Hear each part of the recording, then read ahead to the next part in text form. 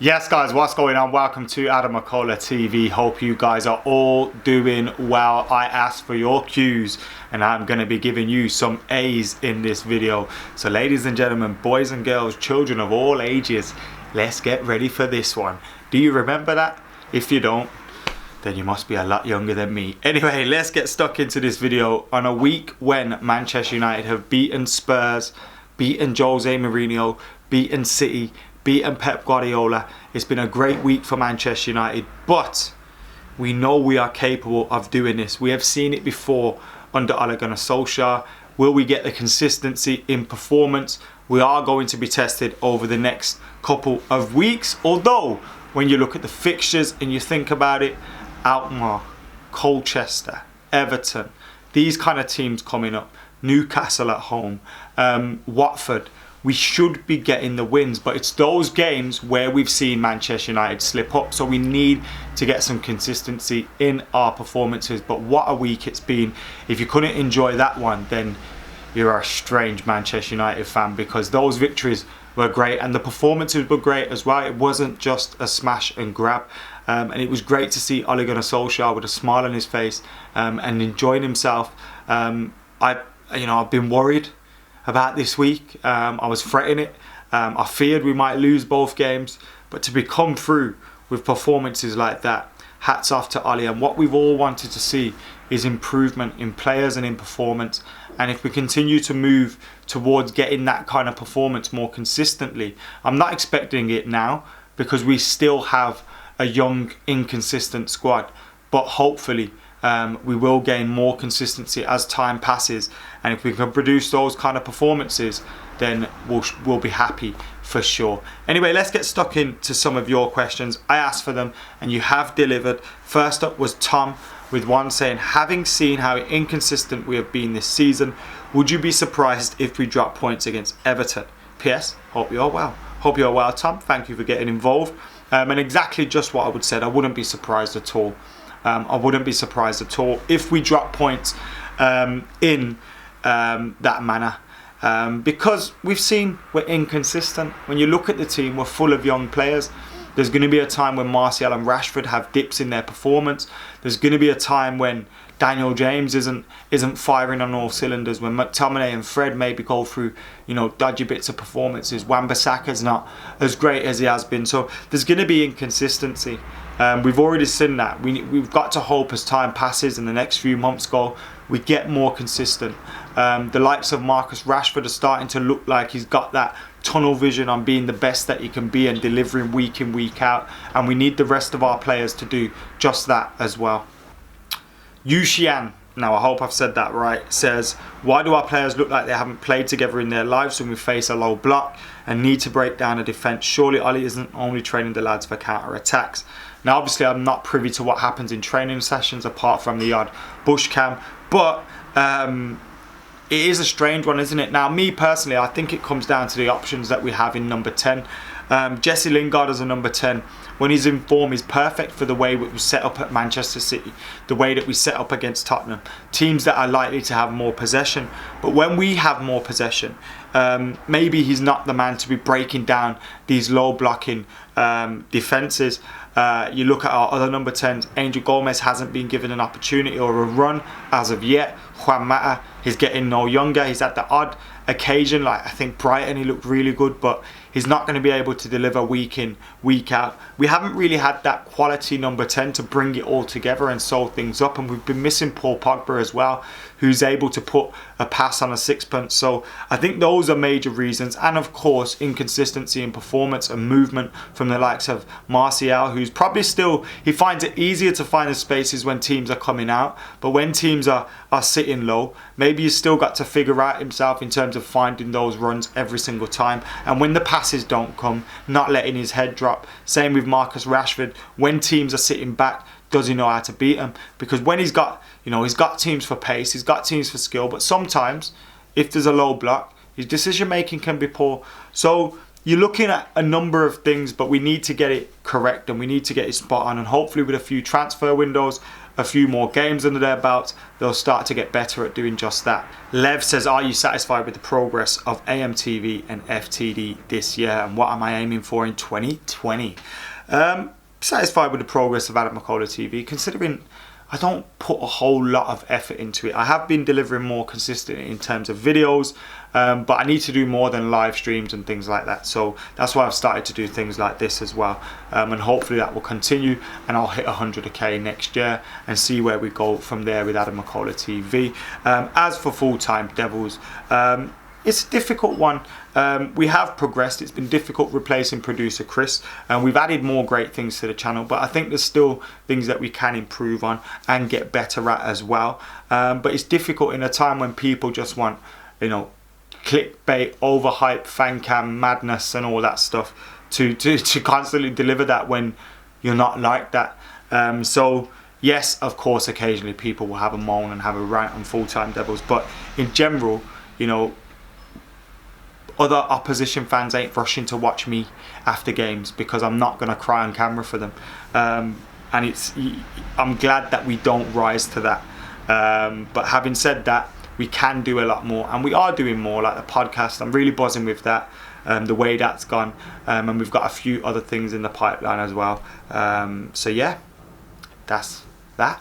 Continue improving, innit? That's the aim for 2020. The political one says, could the Pogba, Herrera, Matic midfield be replaced by Pogba, Fred and Scott McSauce? Possibly. That's what we're hoping to see, and that is obviously a way that we could work in this Ole Gunnar Solskjaer formation and style with a midfield free when Pogba returns, or he could be in the 4-2-3-1 just ahead of them in the hole behind the striker. Tarad says, who would you prefer, Shaw or Brandon Williams? I'm not completely writing Luke Shaw off yet, but Brandon Williams looks fantastic, especially in terms of going forward, attacking fullbacks and attacking opposition and trying to get beyond people, as we saw with him winning the penalty in Belgrade. But Luke Shaw, he's just coming back from another injury, I know. Maybe with opposition for his place, and maybe with competition and not being a whole load of spotlight on him, he may be able to come through and take his spot back and you know, become the left back we want him to be. But it is definitely competition at the moment. I'd edge towards Brandon Williams on that one. Beefy Mario says, and I'm loving the picture as well, says, if you could only choose one of these options in January, a midfielder and a striker and a right winger, or two midfielders. I'd probably pick a midfielder and a right winger, you know, which isn't there. But out of the ones that are there, a midfielder and a striker, we definitely need support and backup for Anthony Martial, Mason Greenwood, Marcus Rashford in that front three. So getting a striker that can maybe occupy any of those positions would be pretty good.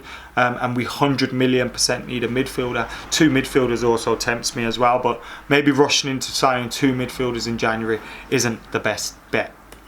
Jerome says, you were leaning towards the realisation that Ollie wasn't the man for the long term. What are your feelings about him now? It was never a realisation, because when you say it was a realisation, you kind of suggest that I thought he was the man and then I thought, oh no, he isn't the man. Like with David Moyes, that was a realisation that I was completely mad to even believe it was going to work. With Ollie, I've always worried when we appointed him as caretaker, I feared we'd give him the job after a good run. In a permanent basis, and he'd be out of his depth. I'm worried about that. Now I'm still worried about that. It could still go horribly wrong for Ole Gunnar Solskjaer. But the video I made recently, which was the nightmare before Christmas and fearing he may be sacked before Christmas, probably isn't gonna happen now. Although stranger things have happened in football. But maybe in the long term, I think he's doing things at the club which will have a positive impact. Whether that's changing the image of the squad, changing the culture at the club, changing the shape of the team, and you know how much youthfulness is in there. Whether Ole Gunnar Solskjaer is the man to take that forward or not, I think it will be of a benefit to the club. Whether, you know, the next manager benefits from it more than maybe Ole does. He has to get results to keep his job on a long-term basis, and if he continues to get them like he did do recently, then he'll be the man for the long term. I'm not, you know, thinking, we have to sack him to get Poch, because if he does well, then you have to keep him. And there's no need making a knee-jerk reaction because of what could be or what should be. And I really do hope he is a success, because if Ole Gunnar Solskjaer is a success as Manchester United manager, and those fears of him being out of his depth are wrong, I'd be buzzing. That'd be amazing. Imagine that. A club legend going on to be a success as a manager. And by a success as a manager for Man United, it has to mean winning trophies. There's still a question mark over that. And I hope that he is the man for the long term. But I'm not sure. Samuel says, given the main reason people want Poch is because he nurtures young talent, as long as Ollie keeps doing that and we all agree how he should be moving forward, is there any reason to believe Poch would be a better option for us? It's an interesting one. Like I said, if Ollie keeps getting the results, keeps doing what he's doing, there's no need to change anything. Sonny Kasang says, when Pogba returns from injury, which position would you like to see him play? 4-3-3 as mentioned earlier, like that Matic, Herrera, Pogba, maybe in a McTominay, Fred and Pogba formation, and of course the 4-2-3-1. I think he can play just behind the striker, and if we were to ever play that 3-4-1-2 again, he could also play behind the striker in that. In a 4-2-3-1, if we bought a new number 10, if we got a Maddison or a Bruno Fernandes or a Jackie Grealish, you could put him back alongside McTominay as well. So obviously Paul Pogba has the flexibility of being able to play in any of those positions, and I can't wait for him to be back in the Man United side. It seems like we're going to get a new striker within the next 2 windows, says Stewie Hunter. He says, should we get an older experienced head in like Mandzukic and put faith in Martial, Rashford and James being the front three, or should we sign a young player like Haaland and possibly Sancho too, and have the younger players battle it out and see which ones are the strongest, which would inevitably mean at least one player man out? I think they could all reach their potential, but I do see what you're saying. With someone like Erling Haaland, I think United need more options. Obviously you've got Mason Greenwood, Martial, that are probably our number 9 options at the moment. Marcus Rashford's on the left, and then on the right you've got Daniel James. But we haven't got any depth beyond that. And you need to bring in at least 2 more players. So Jadon Sancho, I think, wouldn't affect Daniel James. It wouldn't affect him at all. So I'm totally up for bringing in a right winger.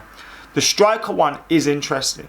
But for a club that's looking to play 65 games a season, for a club that you could potentially play 2 up top, but then, where's Rashford playing? So it is an interesting one. But I think there's nothing wrong with competition. I love Martial, I love Rashford. But if they're going to be the players they're going to be, there's nothing wrong with a bit of, competition. And what's the saying? Iron sharpens iron, steel sharpens steel, or whatever it is. And they can only get better. Pressure makes diamonds, baby. And if there's pressure on them, then they're going to shine. And hopefully that potential will come through. And also on that point as well, Haaland gives us a completely different option. A plan B type. I know he's not just a typical big man and he's great with his feet and all that stuff, but it gives us a different option. There go the police again. Cheers. Moving on, Moshi and Ellis both asked about Marcus Rashford now. Ellis said, how many goals should Marcus Rashford achieve if he keeps his form this season? How many goals will Rashford have at the end of the season in the Premier League, says Mosh. He's currently got 10 in the Premier League. He's got 13 in all competitions. He should have 14 in all competitions, but he hasn't, which is a shame. At the start of the season, I said he should be getting 25. I set a target of him and Martial to get, 25 apiece, 50 between them. At the moment, I think they're on 20, which is a good start. If they can get to 25 before the end of the year, then that's definitely on. As for Marcus Rashford, 13 goals, 10 in the league. There's no reason why he can't get another 10 in the league if he stays fit for the whole season. And there's no reason why he can't hit that 25 mark. I think that has to be the target for him. But if he gets 22 goals and he still has a good season, that isn't a failure. I don't think he can, we can judge success and failure just off him hitting them targets.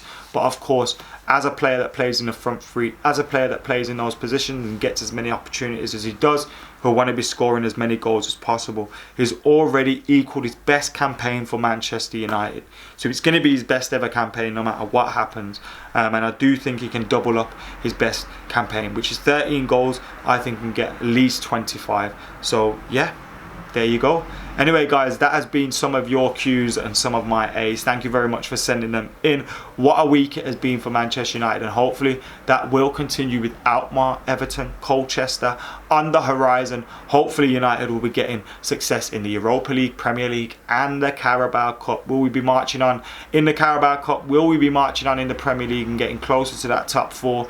And will we seal top spot in the Europa League? Plenty more questions to be asked of Manchester United, and they will be giving those answers this week. Keep it locked to AdamMcKola TV, because we'll have reaction to it all right here. Make sure you subscribing, liking, commenting, sharing. And for now, I've been AdamMcKola. I'm out of here.